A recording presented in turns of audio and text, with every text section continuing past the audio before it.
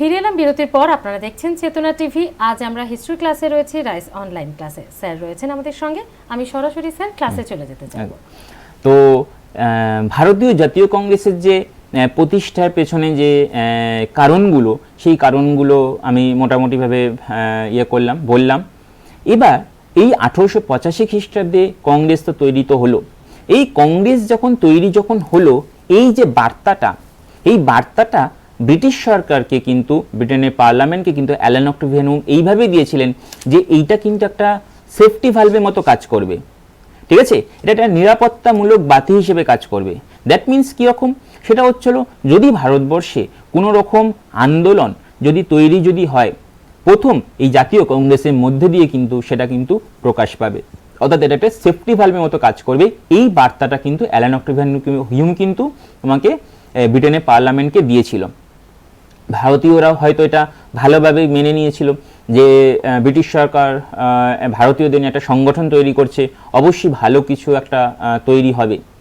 সেই অনেক চিন্তাভাবনা করি 1885 খ্রিস্টাব্দে বোম্বাইয়ে গোকুল দাস তেজপাল সংস্কৃত কলেজিয়েট হলে এই প্রথম অধিবেশন হচ্ছে।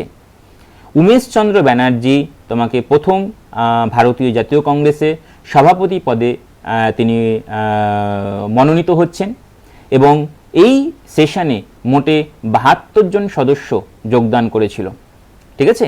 এই সেশনের যে মেইন যে সিগনিফিকেন্সটা সেটা হচ্ছিল 72 জন সদস্য এখানে যোগদান করেছিল এবং এই সেশনে বেঙ্গল টেন্যান্সি অ্যাক্ট পাশ করা হচ্ছে, বঙ্গীয় প্রজাস্বত্ব আইন এই কংগ্রেসের সেশনে পাশ করা হচ্ছে, ঠিক আছে।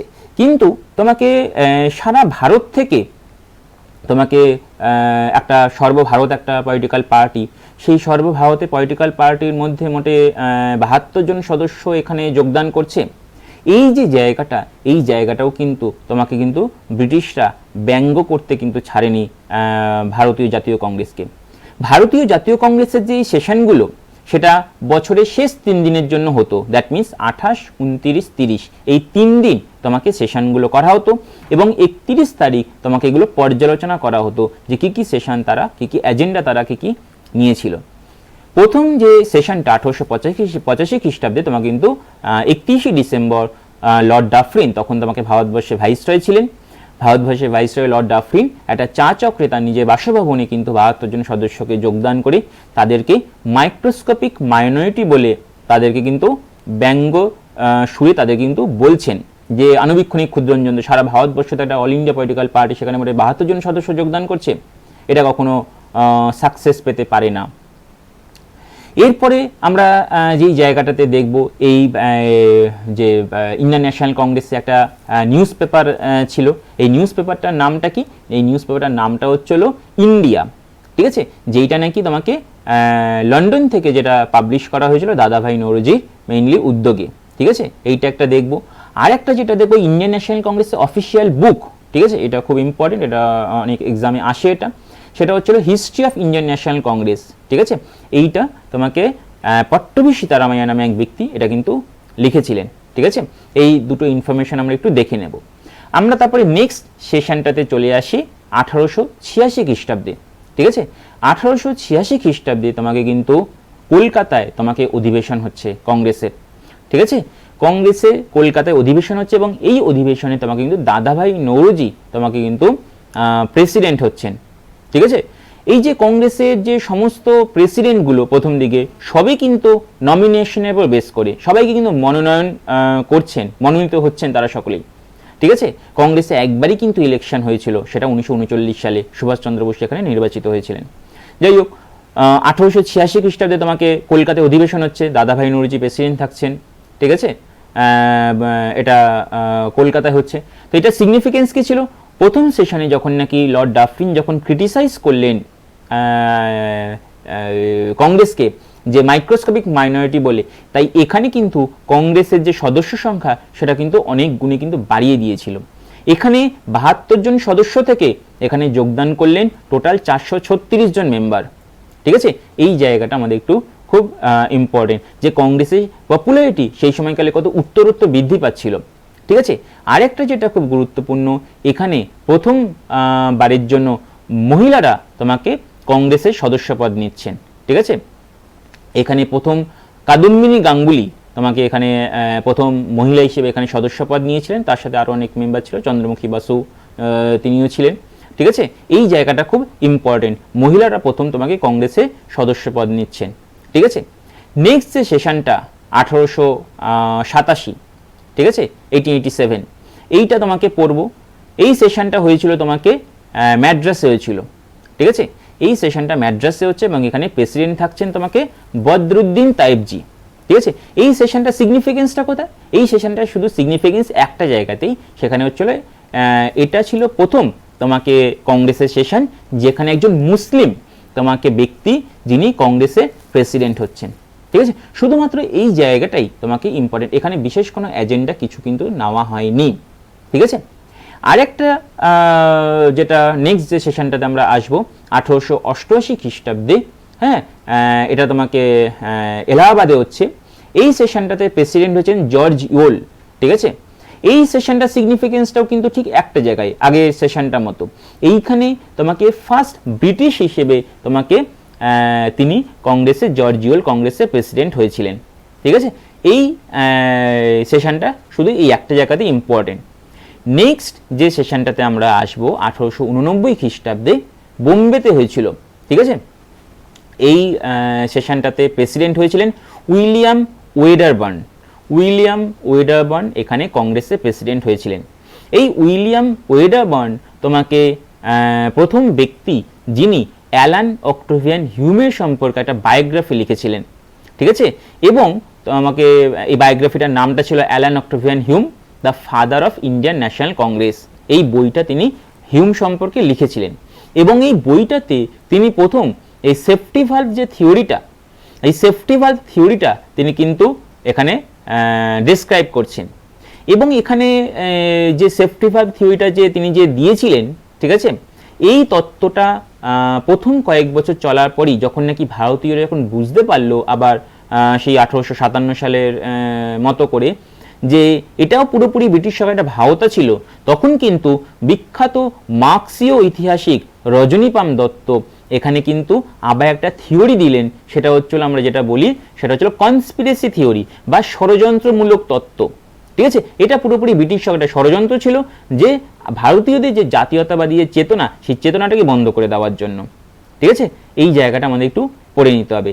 আর একটা যেটা কোশ্চেন আসে, who was the first secretary of INC, তাহলে এখানে অ্যান্সার দিতে হবে অ্যালান অক্টেভিয়ান হিউমকে। ঠিক আছে, তো 1889 খ্রিস্টাব্দে বোম্বেতে কংগ্রেসের সেশন হলো। ঠিক আছে, তোমাকে উইলিয়াম ওয়েডারবার্ন কংগ্রেসের প্রেসিডেন্ট নির্বাচিত হয়েছিলেন। তো এখানে সিগনিফিকেন্সটা কি ছিল? এখানে মেইন যেটা সিগনিফিকেন্স ছিল সেটা হচ্ছিল ব্রিটিশ ইন্ডিয়ান কমিটি তোমাকে একটা তৈরি করা হলো। ঠিক আছে, তোমাকে ব্রিটেনে যে সমস্ত ইন্ডিয়ান যারা ছিল তাদেরকে নিয়ে একটা কমিটি তৈরি করা হলো 1889 খ্রিস্টাব্দে। এটা লন্ডনেই তোমাকে তৈরি করা হয়েছিল। মেইনলি এখানে উদ্যোগটা নিয়েছিলেন উমেশচন্দ্র ব্যানার্জি এবং তোমাকে উইলিয়াম ওয়েডারবার্নের সাথে দাদাভাই নওরোজি। এই কজনের চেষ্টায় এই কমিটিটা কিন্তু ওখানে কিন্তু তৈরি করা হয়েছিল। ঠিক আছে, আরেকটা যেটা সিগনিফিকেন্স সেটা হচ্ছিল second British president of INC. ঠিক আছে, আইএনসি এটা ছিল সেকেন্ড ব্রিটিশ প্রেসিডেন্ট। ঠিক আছে, এইটা আমরা দেখব। নেক্সট আমরা এই এতগুলো সেশন পরপর করে আমরা কিন্তু পড়তে আসবো না, এখানে আমরা কিন্তু একটু সাজেস্টিভ ওয়েতে আমরা একটু দেখে নেব। ঠিক আছে, কোন কোন সেশনগুলোতে কোশ্চেনটা আসে। এই আমি এখনো পর্যন্ত পরপর কিন্তু সেশনগুলো কিন্তু বলে আসলাম, 85, 86, 87, 88, 89। নেক্সট আমরা একটু ওভারল্যাপ করে চলে যাব 1894। ঠিক আছে, মাঝখানে সেশনগুলো কিন্তু অতটা ইম্পর্টেন্ট কিন্তু নেই, ওখান থেকে কিন্তু এখনো পর্যন্ত কোনো কোশ্চেন কিন্তু আসেনি। ঠিক আছে, কিন্তু ইচ অ্যান্ড এভরি ইয়ারই কিন্তু কংগ্রেসের সেশনগুলো কিন্তু হয়েছিল। ঠিক আছে, 1890-তে হয়েছিল, 1891-এ হয়েছিল, 92, 93 সব ইয়ারই কিন্তু হচ্ছে ঠিক 28 থেকে 30 ডিসেম্বর, এই 3 দিন ধরেই কংগ্রেসের সেশনগুলো কিন্তু চলতো। নেক্সট আমরা চলে আসি 1894-এ কংগ্রেসের যে সেশনটা সেটা হচ্ছিল ম্যাড্রাসে হয়েছিল। ঠিক আছে, এখানে কংগ্রেসের প্রেসিডেন্ট হচ্ছেন অ্যালফ্রেড ওয়েব। ঠিক আছে, অ্যালফ্রেড ওয়েব তিনি একজন আয়ারল্যান্ডের পার্লামেন্টে মেম্বার ছিলেন। ঠিক আছে, এখানে সিগনিফিকেন্সটা কি? ফার্স্ট নন ইন্ডিয়ান। ঠিক আছে, নন ইন্ডিয়ান হিসেবে আমরা আয়ারল্যান্ডকে আমরা করছি, যদি এর আগে নন ইন্ডিয়ান হিসেবে দুজন ব্রিটিশ তোমাকে মনোনীত হয়েছিলেন। ঠিক আছে, এখানে আমরা থার্ড বলতে পারি নন ইন্ডিয়ান বা ফার্স্ট আয়ারল্যান্ডের পার্লামেন্টের মেম্বার তিনি কংগ্রেসের প্রেসিডেন্ট হয়েছিলেন, সেটা আমরা 1894-এ ম্যাড্রাস সেশনে হয়েছিল। ঠিক আছে, এইটা আমরা একটু মনে রাখবো। নেক্সট 1895 সালে এই সেশনটা আমরা পড়ব। এই সেশনটাতে তোমাকে পুনাতে হচ্ছে, ঠিক আছে, এই সেশনটা পুনাতে হচ্ছে। এখানে প্রথমবারের জন্য তোমাকে কিন্তু সুরেন্দ্রনাথ ব্যানার্জি কংগ্রেসের প্রেসিডেন্ট হচ্ছেন। কংগ্রেস যখন প্রতিষ্ঠিত হয়েছিল 1885 খ্রিস্টাব্দে, কংগ্রেস প্রতিষ্ঠার পেছনে কিন্তু অনেক অবদান ছিল সুরেন্দ্রনাথ বন্দ্যোপাধ্যায়ের, কিন্তু তথাপি সুরেন্দ্রনাথ বন্দ্যোপাধ্যায় কিন্তু কংগ্রেসের প্রথম সেশনে কিন্তু যোগদান করেননি। তখন যেই মনোভাব নিয়ে কংগ্রেস তৈরি করা হয়েছিল, সেই মনোভাবটাকে তিনি কিন্তু মেনে নিতে পারেননি সুরেন্দ্রনাথ বন্দ্যোপাধ্যায়। এই কারণে ঠিক 1883 খ্রিস্টাব্দে সুরেন্দ্রনাথ বন্দ্যোপাধ্যায় একটা অর্গানাইজেশন তৈরি করে, সেটা হচ্ছিল ইন্ডিয়ান ন্যাশনাল কনফারেন্স। এই কনফারেন্সটা 1883 সালে তিনি গঠন করেছিলেন এবং এই সেকেন্ড সেশনটা তিনি কিন্তু শুরু করেছিলেন 1885 খ্রিস্টাব্দে। ঠিক এই জন্য তিনি কিন্তু ফার্স্ট সেশনে তিনি কিন্তু যোগদান করেননি। তিনি দ্বিতীয় সেশন থেকে, দ্যাট মিনস 1886 খ্রিস্টাব্দে কলকাতায় দাদাভাই নৌরোজি যখন সেশনটা চলছিল, সেই সেশন থেকে তিনি কিন্তু এখানে পার্টিসিপেট করছেন, ঠিক আছে। বাট তিনি প্রেসিডেন্ট হলেন কংগ্রেসের প্রথমবারের জন্য 1895 খ্রিস্টাব্দে পুনাতে। সেই জায়গা থেকে এটা কিন্তু ইম্পর্টেন্ট 1895 খ্রিস্টাব্দটা। নেক্সট খুব গুরুত্বপূর্ণ যেটা ইয়ার 1896 খ্রিস্টাব্দ, ঠিক আছে। 1896 খ্রিস্টাব্দে কলকাতায় তোমাকে কংগ্রেসের প্রেসিডেন্ট হচ্ছেন এবং এই জায়গায় কংগ্রেসের প্রেসিডেন্ট তোমাকে মনোনীত হচ্ছেন রহিমতুল্লাহ সায়ানি নামে এক ব্যক্তি, ঠিক আছে। এনাকে আমরা বলতে পারি সেকেন্ড তোমাকে মুসলিম যিনি কংগ্রেসের প্রেসিডেন্ট হয়েছিলেন, ঠিক আছে। কিন্তু এর থেকেও খুব গুরুত্বপূর্ণ যে জায়গাটা, সেটা হচ্ছিল এখানে প্রথমবারের জন্য তোমাকে বন্দে মাতরম এই গানটা গাওয়া হয়েছিল। এই বন্দে মাতরম গানটা কোথা থেকে নেওয়া হয়েছিল আমরা সকলেই হয়তো জানি, বঙ্কিমচন্দ্র চ্যাটার্জির আনন্দমঠ উপন্যাস থেকে, ঠিক আছে। খুব গুরুত্বপূর্ণ এটা একটা বই। ভারতবর্ষের যে জাতীয়তাবাদী যে চেতনা, এই জাতীয়তাবাদী চেতনা সংগঠিত করার জন্য এই বইটা অবদান কিন্তু অনেকটাই, এবং এই বইটা 1881 খ্রিস্টাব্দে তিনি কিন্তু পাবলিশ করছেন, ঠিক আছে। এবং এই বঙ্কিমচন্দ্র আনন্দমঠ থেকে আমরা বিখ্যাত সন্ন্যাসী বিদ্রোহের কথা জানতে পারি, ঠিক আছে। এই সন্ন্যাসী বিদ্রোহ কিন্তু ভারতবর্ষে জাতীয়তাবাদী চেতনা সংগঠনের ক্ষেত্রে একটা গুরুত্বপূর্ণ কিন্তু অবদান কিন্তু রেখেছিল। আমরা 1896 খ্রিস্টাব্দ পড়ার পরে আমরা চলে আসবো 1899 খ্রিস্টাব্দে সেশনটাতে, ঠিক আছে।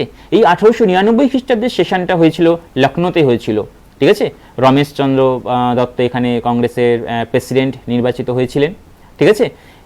তারা এই 1899 খ্রিস্টাব্দে কংগ্রেসের যে সেশনটা, এইখানে কিন্তু খুব বেশি ইম্পর্টেন্স কিছু নেই, কিন্তু রমেশচন্দ্র দত্ত কিন্তু এটা কিন্তু বোঝাতে চেষ্টা করেছিল ভারতবাসীদের যে ব্রিটিশরা কীভাবে ইকোনমিক্যালি এক্সপ্লয়েট করছে। ব্রিটিশরা এখানে বিজনেস করছে, বিজনেস করে এখানকার যে রেভিনিউ যেটা আর্ন করছে, সেই রেভিনিউটা কিন্তু পুরোপুরি ইংল্যান্ডে পাঠিয়ে দিচ্ছে, ঠিক আছে। ভারতীয়দের যে নৈতিক যে উন্নয়ন বা সামাজিক উন্নয়ন বা অর্থনৈতিক উন্নয়ন, সেটা কিন্তু কিছু কিন্তু ব্রিটিশরা কিন্তু করছেন না। এই জায়গাটা কিন্তু রমেশচন্দ্র দত্ত কিন্তু দেখাতে চেয়েছিলেন এবং তার জন্য তিনি কিন্তু কিছু বই এখানে লিখছেন। সেই জায়গাগুলো আমাদের খুব গুরুত্বপূর্ণ। রমেশচন্দ্র দত্তের তোমাকে হিস্ট্রি অফ ইকোনমিক্স ইন্ডিয়া, ঠিক আছে, Maharashtra Jiban Prabhat, India in Victorian age, Rajput Jiban Sandhya, এই বইগুলো কিন্তু খুব ইম্পর্টেন্ট। আর তিনি যে এই হিস্ট্রি অফ ইকোনমিক্স ইন্ডিয়া এই বইয়ের মাধ্যমে তিনি যে এই জিনিসটা যে তিনি যে দেখাতে চেয়েছিলেন ব্রিটিশদের যে ইকোনমিক এক্সপ্লয়টেশনটা, এই কারণে রমেশচন্দ্র দত্তকে বলা হচ্ছে ফাদার অফ ইকোনমিক ন্যাশনালিজম, ঠিক আছে। এই জায়গাটা আমরা একটু পড়ব। নেক্সট যেই জায়গাটা চলে আসবো 1904 খ্রিস্টাব্দে, ঠিক আছে। 1904 খ্রিস্টাব্দে বোম্বেতে কংগ্রেসের প্রেসিডেন্ট হচ্ছে, ঠিক আছে।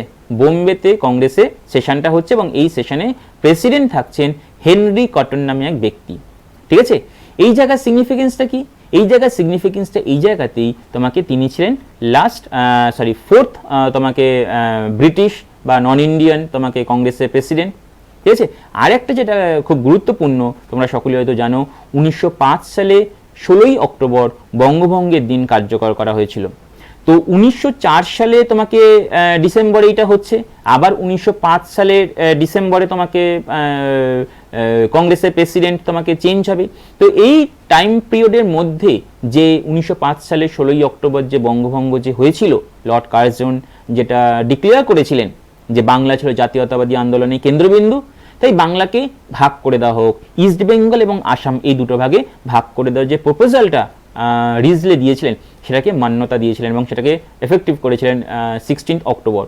ওই টাইম পিরিয়ডের মধ্যে কিন্তু হেনরি কটন কিন্তু কংগ্রেসের প্রেসিডেন্ট থাকছেন সেই জায়গাটাই কিন্তু তোমাকে কিন্তু খুব গুরুত্বপূর্ণ এই 1904 সালের রেসপেক্টে। ঠিক আছে, নেক্সট আমরা যেটা চলে আসবো 1905 সাল। 1905 সালে তোমাকে বেনারসে কংগ্রেসে সেশন হচ্ছেন। ঠিক আছে, এবং এখানে কিন্তু কংগ্রেসে কিন্তু সেশনটা কিন্তু তোমাকে গোপাল কৃষ্ণ গোখেল কিন্তু কংগ্রেসে কিন্তু সেশনটা কিন্তু প্রিসাইড ওভার করছেন। ঠিক আছে, তিনি কিন্তু এখানে কিন্তু সভাপতি হিসেবে মনোনীত হয়েছিলেন। এখানে তিনি প্রথম যে জিনিসটা করলেন সেটা হচ্ছিল যে স্বদেশী যে কনসেপ্টটা, ঠিক আছে, তিনি কিন্তু এখানে কিন্তু বিল্ড আপ করেছিলেন।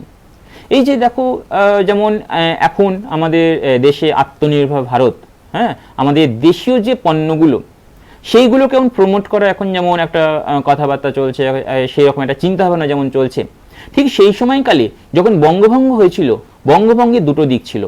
একটা তোমাকে স্বদেশী জিনিস তোমাকে প্রমোট করা হবে, একটা বিদেশি দ্রব্য বর্জন করা হবে। এই যে স্বদেশী শিক্ষা, শিল্প, সাহিত্য এইগুলো যে তোমাকে যে অ্যাকসেপ্ট যে করা হবে, এই স্বদেশী চিন্তাভাবনাটা কিন্তু প্রথম কিন্তু এখানে নামা হয়েছিল 1905 সালের এই সেশনের মাধ্যমে। ঠিক আছে, এই জায়গা থেকেই গোপালকৃষ্ণ গোখলে এই সেশনটা কিন্তু খুব গুরুত্বপূর্ণ। একদম স্যার, আসবো আমি অবশ্যই আপনার ক্লাসে, কিন্তু আরো একটা ব্রেক নেওয়ার সময় হয়ে গেছে। একটা ছোট্ট ব্রেকের পর ফিরে আসছি, সঙ্গে থাকুন।